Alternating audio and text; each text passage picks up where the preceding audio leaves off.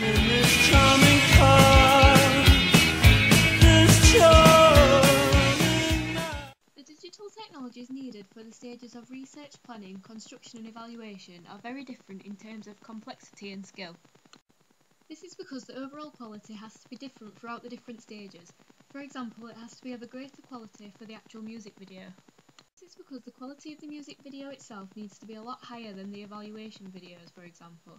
This is due to the music video needing to look like a professional music video, which means it has to have a higher quality. Throughout the research stage, we used a lot of internet technologies and websites. This is so that we could gather our research on areas such as record labels and bands from trustworthy, reliable sources. We looked at websites such as Universal Music and Warner Brothers Music. We also used band websites and Wikipedia in order to find out which record labels artists of a similar genre to our own were signed to. As our genre was acoustic, we looked at artists such as Gabrielle Aplin, who is signed to EMI, and Mumford & Sons, who are signed to Island Records, who belong to Universal Music Group. We also researched real music videos using YouTube, such as Gabrielle Aplin's Home, and also digipacks and promotional posters by looking at existing products, such as Taylor Swift and The Script. We recorded our findings on Movie Maker. This also involved using a simple point-and-shoot camera in order to record what we found. By using websites such as YouTube, this allowed us to research not only videos in our selected genre, but also videos in a variation of genres and styles. This allowed us to get a feel for the general conventions of music videos. During the planning process, we used online applications such as Bubbleless in order to plan our initial ideas via mind maps. We used non-linear editing software such as Movie Maker in order to present our initial ideas and also our treatment in a more creative way than on programs such as PowerPoint. We also drew our storyboards, which we then used scanners in order to scan them onto the computer and create an animatic on Movie Maker.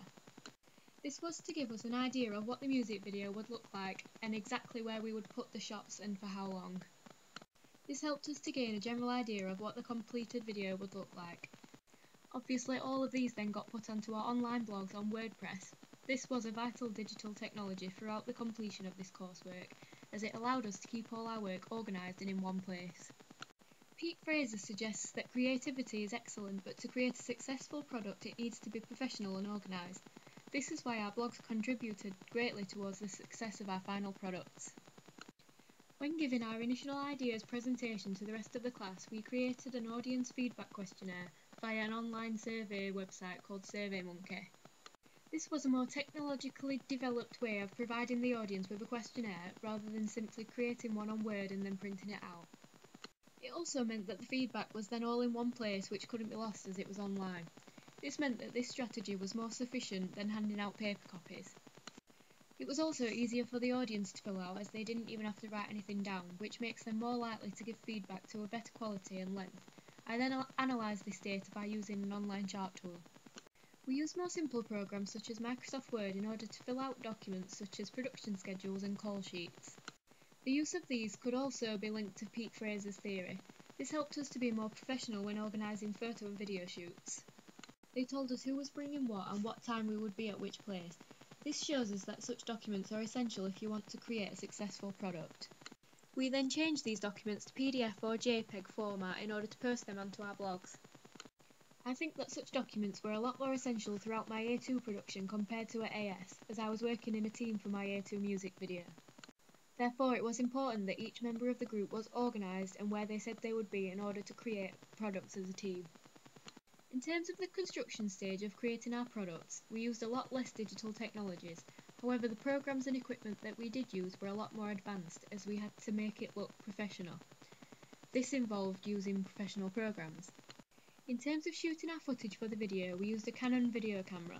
Although this was quite simple to use and basic quality in terms of footage, it was easy and convenient to use, and the quality was good enough to construct our video in a professional manner. In terms of editing our video, we used Adobe Premiere. This program was a lot more advanced than Windows Movie Maker, which I wasn't used to, therefore it took a lot more practice to get used to it. It also involved a lot more advanced creative and therefore professional editing techniques.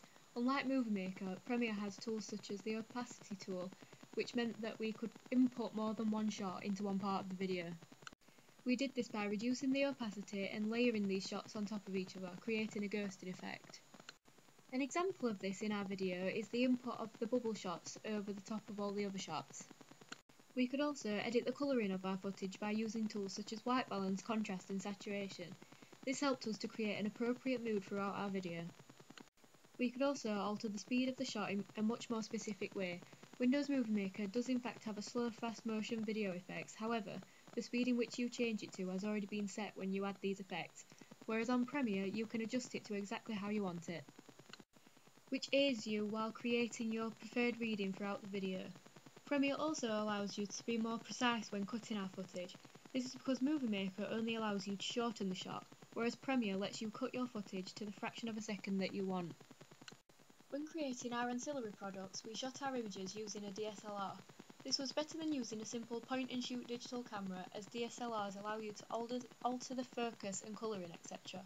Therefore, not only creating a better quality shot, but it's also tailored to how you want it to look, helping to create preferred reading and possibly a star persona. When editing our ancillaries, we used Adobe Photoshop. I was already familiar with this program from creating my AS Music magazine, therefore I was a lot more confident when using this compared to Premiere.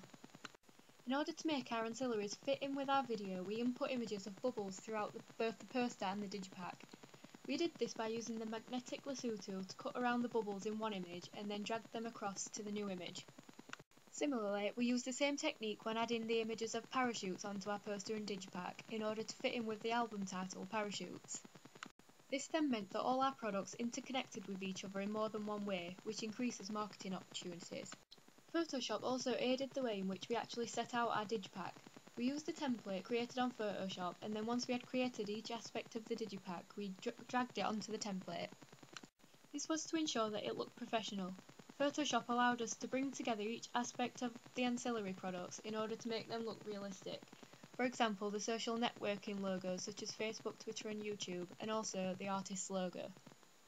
In terms of the evaluation stage for my product, I tended to use more simple technologies because I needed to make my evaluation videos visually appealing, but not to the extent of a professional product. This is why I used Windows Movie Maker rather than Adobe Premiere. This was also because when creating my evaluation videos I was working against a really tight deadline, therefore a more simple program was ideal.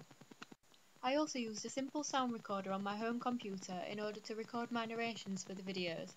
I also had to use websites such as YouTube to MWV. This was to get hold of the videos that I analysed and then put them onto my evaluation videos on Movie Maker. I also used programs such as Cam Studio in order to take screen grabs of examples of editing techniques that I used on Photoshop and Premiere.